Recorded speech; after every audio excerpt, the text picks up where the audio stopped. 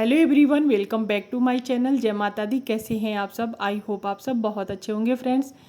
तो फ्रेंड्स, आज जो दिन है शुक्रवार है और अभी सुबह के बज गए हैं, मतलब 5:20 हो रहा है और 5:10 पे मैं उठ गई थी। उठ करके ब्रश वगैरह की और ब्रश वगैरह करने के बाद मैं आ गई हूँ सीधे किचन में और यहाँ पे बना ले रही हूँ बच्चे लोग के लिए लंच, टिफ़िन ले जाने के लिए स्कूल के लिए।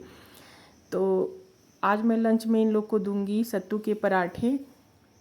तो यहाँ पे सबसे पहले मैंने एक बर्तन में सत्तू को ले लिया है और उसमें एक प्याज बिल्कुल महीन काट करके डाल लिया है। और हरी मिर्च मैं नहीं डालूँगी क्योंकि बाबू के मुंह में एक भी हरी मिर्च का टुकड़ा जाता है तो उसको बहुत ज़्यादा तीता लगता है, फिर वो जो है ना खाना छोड़ ही देता है। तो इसलिए मैंने इसमें थोड़ा सा गोल मिर्च पाउडर डाला है और हरी मिर्च नहीं। और उसके बाद इसमें स्वाद अनुसार नमक और थोड़ी ये जो अचार का मसाला आता है वो मैं थोड़ा सा डाल देती हूँ। इससे जो है सत्तू की पूड़ी जो है ना बहुत ही ज़्यादा टेस्टी लगती है। या तो मैं आम वाले अचार का मसाला डाल देती हूँ और कभी कभी जो लाल मिर्च वाली अचार आती है ना उसके मसाले डाल देती हूँ। और थोड़े से इसमें जो सरसों का तेल है वो डाल दी हूँ और बस उसको अच्छे से मिक्स करके यहाँ पे मैं पराठे बना ली हूँ। तो आटा भी मैं नहीं लगाई थी क्योंकि आटा मेरे यहाँ रात का ही था। तो रात में कुछ ऐसा था कि मैं सोयाबीन की सब्ज़ी बनाई थी तो बहुत ज़्यादा ही टेस्टी बनी थी, जैसे मछली स्टाइल में आजकल बहुत ज़्यादा वायरल हो रहा है ना, उसी तरह से मैं इसकी सब्ज़ी बनाई थी। तो आटा वाटा सब कुछ मैंने लगा लिया था। तो हस्बैंड आए तो बोले कि इस सब्ज़ी के साथ ना चावल ज़्यादा अच्छा लगेगा। तो फिर मैंने क्या किया कि जो आटा मैंने गूँधा हुआ था वो फ्रिज में रख दिया और उसके बाद मैं चावल बना ली थी रात में। तो इसीलिए वही वाला आटा था। उसके बाद यहाँ पे मैं फटाफट पराठे बना दूँगी, तो सभी के लिए बना दूँगी अभी पराठे।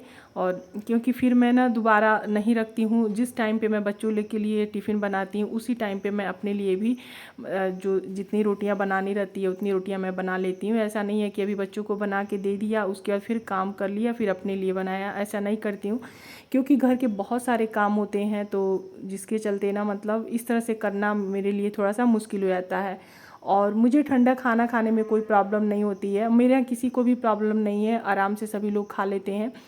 ये होता है ना कि जैसा आदत पकड़ाइए वैसा ही आदत होता है। और मानिए रोज़ गरम खाने का आदत है तो कभी कभी ऐसा भी हो जाएगा ना कि इतना मुश्किल हो जाता है कि गरम खाना नहीं मिलता तो फिर कैसे इंसान खाता है। तो इसीलिए मतलब मैं ये चाहती हूँ ना मतलब जिस तरह से भी खाओ पेट भरने से मतलब है। तो यहाँ पे ऐसा कोई ज़रूरी नहीं है कि गर्मा गर्म ही खाया जाए। यहाँ पे सभी के लिए पराठे बना ली थी और उसके बाद हस्बैंड यहाँ आ गए थे। जैसे ही सत्तू के पराठे या पूरी मतलब आलू के पराठे मैं बनाती हूँ वैसे ही ये ना मतलब इनका फेवरेट है। तो ये तुरंत मतलब बोलते हैं कि मतलब मेरे लिए भी दे दो। तो मैं इनके लिए भी निकाल दी हूँ। तो 2 सत्तू के पराठे, थोड़े से टोमेटो सॉस उनको दे दी हूँ और उसके बाद यहाँ पे बच्चे लोग का लंच पैक कर ले रही हूँ।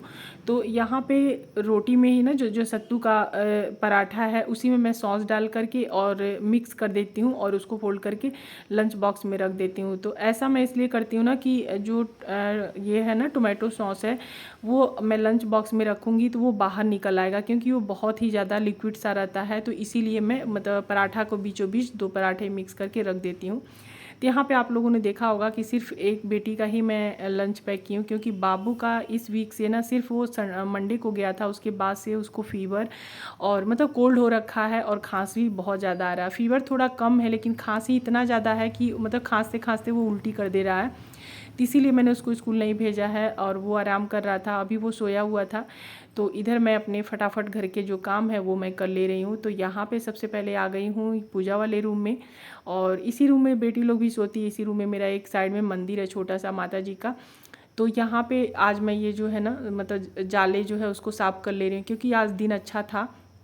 और मैं अक्सर करके ना जैसे शुक्रवार सोमवार ऐसे ही अच्छे दिन ही जाले वगैरह झाड़ती हूँ और बाकी मतलब जैसे बृहस्पति हो गया, सैटरडे हो गया, संडे हो गया, इस दिन मतलब जाले नहीं साफ़ किए जाते हैं। तो हफ्ते में इस तरह से एक बार मैं मतलब अपने पूरे घर को ना अच्छे से क्लीन करती हूँ।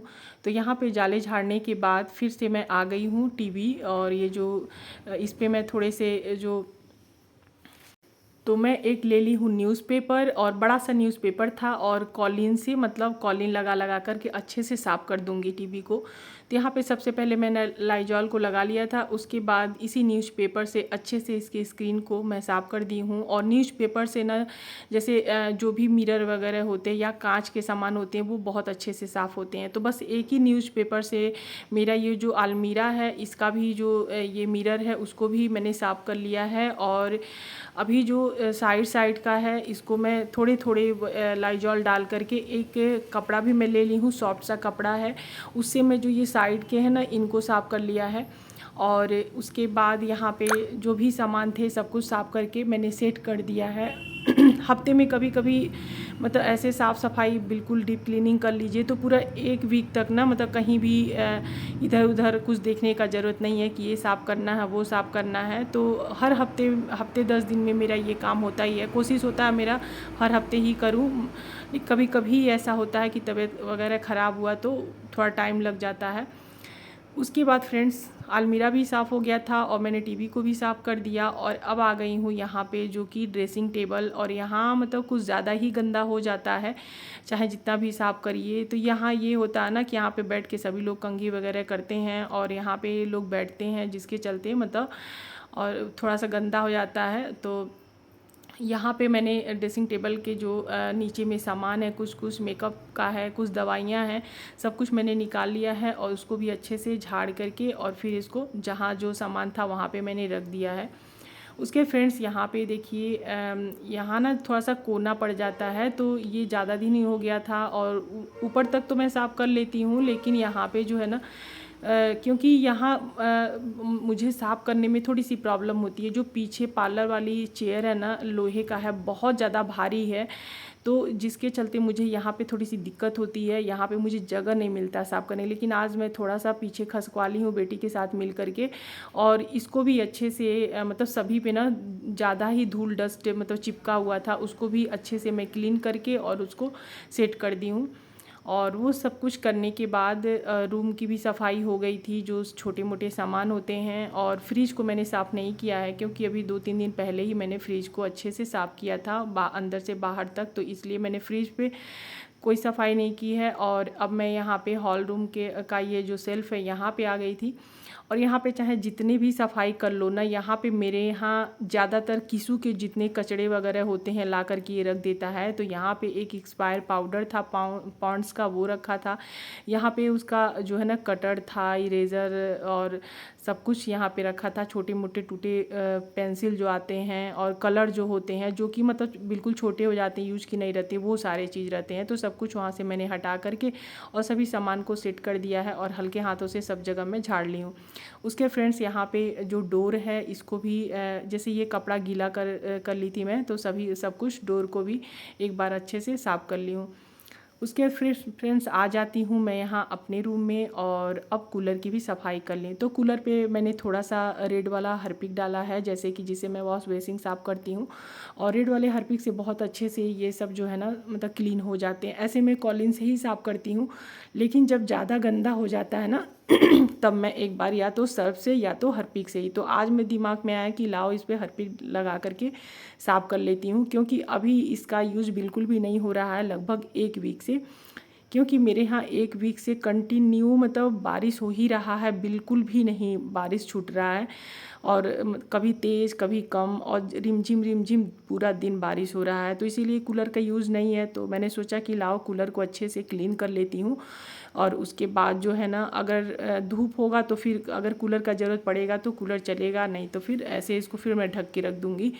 उसके फ्रेंड्स यहाँ पे कूलर के जगह भी ज़्यादा गंदा हो रखा था, क्योंकि यहाँ से भी मैंने नहीं मतलब इधर उधर खसका के साफ़ किया था। उसके नीचे में थोड़ा सा डस्ट इकट्ठा हो गया था। ऐसे झाड़ू से सफाई हो जाती है, लेकिन नीचे में जो उसके नहीं हो पाती है। कूलर को भी मैंने एक साइड करके नीचे उसी कपड़े से अच्छे से साफ़ कर लिया है। और सब कुछ सफाई करने के बाद भी अभी भी सफाई बाकी थी, तो यहाँ पे मुझे वॉश बेसिन साफ़ करने थे। तो जब मैं कूलर साफ़ करने गई थी उसी टाइम पे यहाँ पे रेड वाला हार्पिक मैं अच्छे से वॉश बेसिन में लगा करके गई थी। और बस इस ब्रश से मैं अच्छे से रगड़ लेती हूँ ना, तो वॉश बेसिन बिल्कुल चमक सा जाता है। तो मैं वॉश बेसिन रेड हार्पिक से ही साफ़ करती हूँ। और वो सब करने के बाद अब मैं फटाफट कर ले रही हूँ पोछे सभी रूमों में। तो यहाँ पे फ्रेंड्स अभी जो है बहुत ज़्यादा टाइम नहीं हुआ था, तो सबसे पहले मैंने सोचा कि चलो घर की मतलब जो है ना सफाई कर लेती हूँ, उसके बाद जो है नहा धो करके जो बाकी के काम है वो उस कामों में मैं लगूँगी। तो अभी मेरे काम पूरे कंप्लीट नहीं हुए हैं, सफाई के तो लगभग सब कुछ हो गए हैं, और लेकिन अभी जो लास्ट काम बचा था सफाई का, यहाँ पे किचन को क्लीन करना था। तो जो किचन के बर्तन थे वो थोड़े मतलब छोटे मोटे जो बर्तन थे उसको मैंने साफ़ करके यहाँ बास्केट में रख लिया है। और अब किचन पे थोड़ा सा ये लिक्विड जो विम बार आता है उसको मैंने लगा करके और इंडक्शन को भी अच्छे से क्लीन कर ले रही हूँ, और यहाँ पे किचन काउंटर को भी अच्छे से क्लीन कर लूँगी। तो इससे जो है ना मतलब 1-2 दिन बीच करके मैं जो जो ये है ना मतलब लिक्विड विम बार उससे साफ़ करती हूँ। तो ये इसका जो भी मतलब ये मतलब चप ये होता है ना चिपचिपा सा, तो वो निकल जाता है। तेल वोल के चलते ना ये थोड़ा सा चट करता है, तो वो लिक्विड विम बार से बिल्कुल भी क्लीन हो जाता है। तो हर दिन लिक्विड विम बार से मैं साफ़ नहीं करती हूँ, लेकिन एक दिन गैप करके ऐसे मैं कर लेती हूँ, तो जिससे कि ये किचन काउंटर ना बिल्कुल शाइन सा करता है। तो आप देख सकते हैं कितना ये लाइट दे रहा है। तो ऐसे ही मैं सफाई करती हूँ, और बस अब मैं चली जाऊँगी नहाने फ्रेंड्स। और अभी लंच नहीं बना था, दाल वगैरह मैंने धो के रख दिया है, और अब नहा करके पूजा हो गई थी, आ गई हूँ, कपड़े फैला ले रही हूँ। तो आई होप आज की ये वीडियो पसंद आई होगी। तो अगर थोड़ी सी भी पसंद आए तो प्लीज़ मेरे चैनल को सब्सक्राइब कीजिएगा और वीडियो को लाइक शेयर कमेंट करिएगा। मिलूँगी अपने अगले न्यू वीडियो के साथ, तब तक के लिए bye bye guys, take care.